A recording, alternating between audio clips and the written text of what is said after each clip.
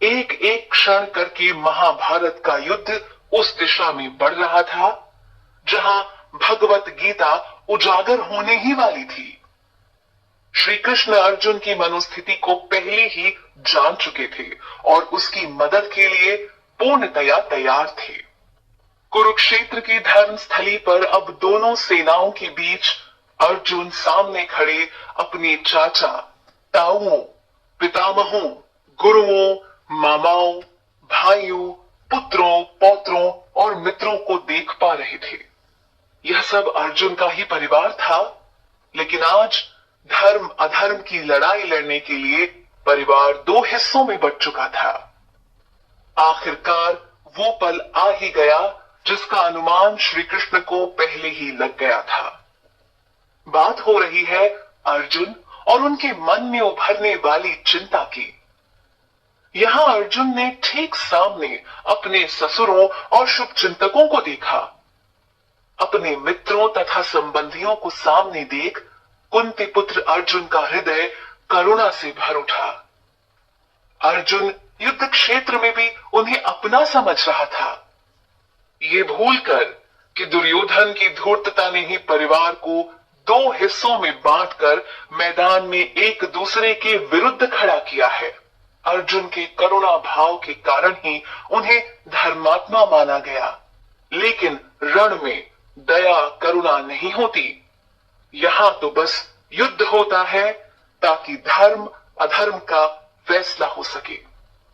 करुणा से अभिभूत होकर अर्जुन ने भगवान श्री कृष्ण से कहा, हे कृष्ण, इतने सारे संबंधियों को युद्ध की इच्छा से यहां अपने सामने देख मेरे सारे शरीर में कंपन तथा रोमांच हो रहा है। मेरा मुंह सूख रहा है और रोंगटे खड़े हो रहे हैं। अर्जुन अपनी अवस्था को उजागर करके बताना चाह रहे हैं कि वो अपने ही मित्रों और संबंधियों को मारने के पक्ष में बिल्कुल नहीं है। अर्जुन के दिल में सबके लिए प्रेम और दया है। अर्जुन समझ नहीं पा रहे थे कि अगर श्री कृष्ण ने उनका सारथी बनना स्वीकार किया तो उसके पीछे भी एक कारण था। अर्जुन के साथ खड़े होने का तात्पर्य था धर्म के साथ खड़ा होना। श्री कृष्ण तो हर बार ही धरती से अधर्मियों का नाश करने आते हैं, तो इस बार धूर्त दुर्योधन और उसका समर्थन करने वालों की बारी थी। सभी रिश्तेदारों को अपने सामने देख अर्जुन में मोह पैदा हो चुका है। वो बताते हैं कि मेरे हाथ से गांडीव धनुष सरका जा रहा है, जो कि उनके धनुष का नाम है। अर्जुन बताते हैं कि मेरे शरीर की त्वचा जल रही है और मेरा मन भ्रमित हो रहा है और अब मेरे लिए खड़ा हो पाना भी कठिन है।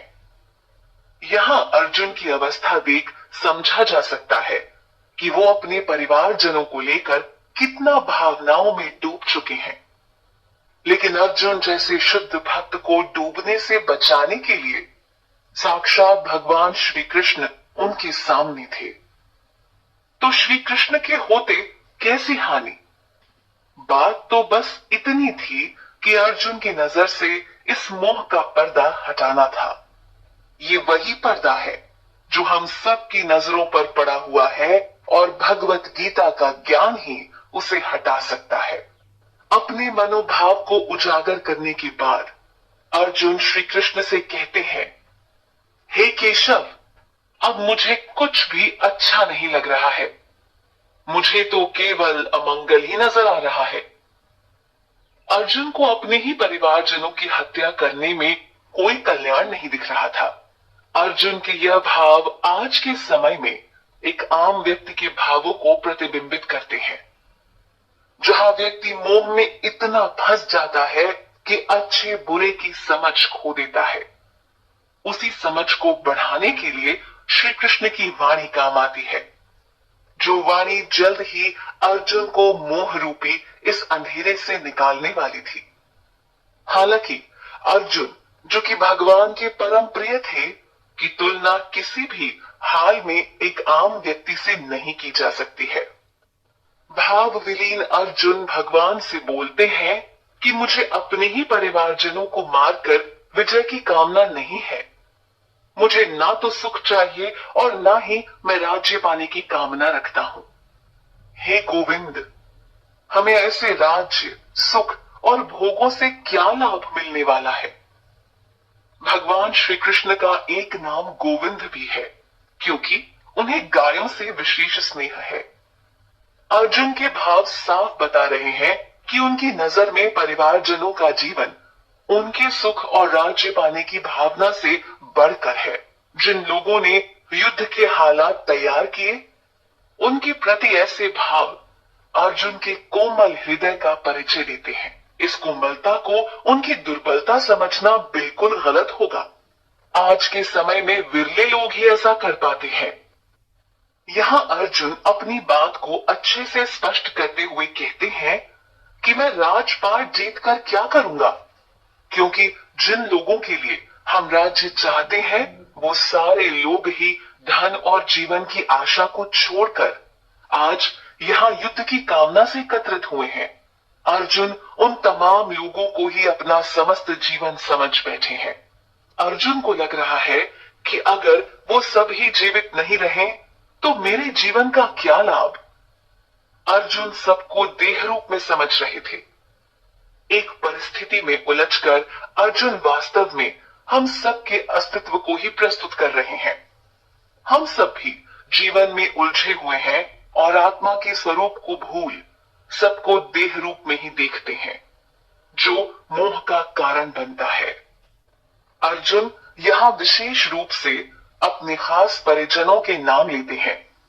वो बताते हैं कि ये लोग उनके गुरुजन, ताऊ, चाचा, पुत्र, पितामह, श्वशुर, पोते, साले तथा अन्य संबंधी हैं, जो सभी ठीक उसके सामने खड़े हैं। अर्जुन क्षण भर के लिए भूल गए कि जिन्हें वो अपने रिश्तेदारों के रूप में समझ रहे हैं, दरअसल वो सभी ही पांडवों के खिलाफ युद्ध स्थल पर खड़े हैं। दरअसल वो सभी ही पांडवों के खिलाफ युद्ध स्थल पर खड़े हैं। अर्जुन अपने भाव पर अडिग होकर कहते हैं कि हे मधुसूदन, अगर इन सभी लोगों को मारने के बाद मुझे धरती पर राज्य मिलने के अलावा तीनों लोगों के राज्य भी मिल जाएं, तो भी मैं इन्हें नहीं मारना चाहता। वास्तविकता को देखा जाए तो युद्ध स्थली पर ऐसे विचारों का कोई महत्व नहीं, पर अर्जुन के विचारों से जो भाव सामने आ रहे हैं उसमें लोभ का एक कण तक नहीं है। यह लोभ लालच अच्छे अच्छे लोगों के विचारों को मैला कर देते हैं, लेकिन यहां अर्जुन को धर्म युद्ध लड़ना था। अर्जुन आगे बोले कि हे जनार्दन, धृतराष्ट्र के पुत्रों को मारकर भला हमें कौन सी प्रसन्नता मिलेगी? अर्जुन ने भगवान श्री कृष्ण को यहां जनार्दन नाम से पुकारा है, जिसका अर्थ हुआ सभी जीवों के पालन करता। अर्जुन कहते हैं कि अगर हम ऐसे आतताइयों की हत्या करते हैं तो इसके कारण हम पर हत्या करने का पाप लगेगा। मोहवश ही अर्जुन ऐसा समझ रहे हैं। हालांकि धृतराष्ट्र पुत्रों द्वारा किए गए छल का परिणाम तो युद्ध ही होना था। जहां दो में से एक दल हारता है तो एक दल विजयी होता है।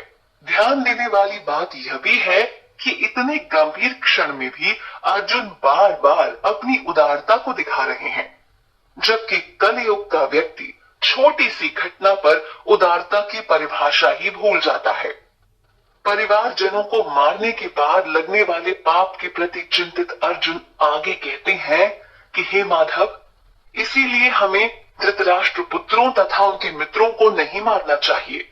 यह फैसला उचित नहीं, और ऐसा करके हमें भला कैसे प्रसन्नता मिलेगी?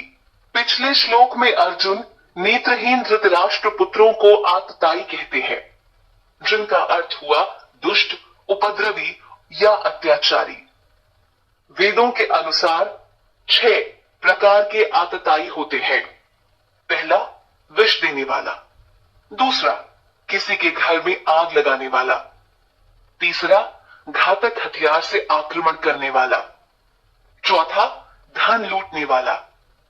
पांचवा, दूसरे की जमीन हड़पने वाला।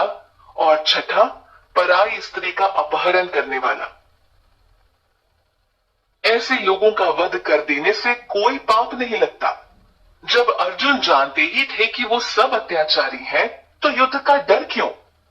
लेकिन अंतर तो दोनों के व्यवहार का था। अगर अर्जुन भी उनके जैसा बर्ताव करते तो फर्क क्या रह जाता? यही बात अर्जुन को धूर्त दुर्योधन व उसके अन्य भाइयों से अलग करती है।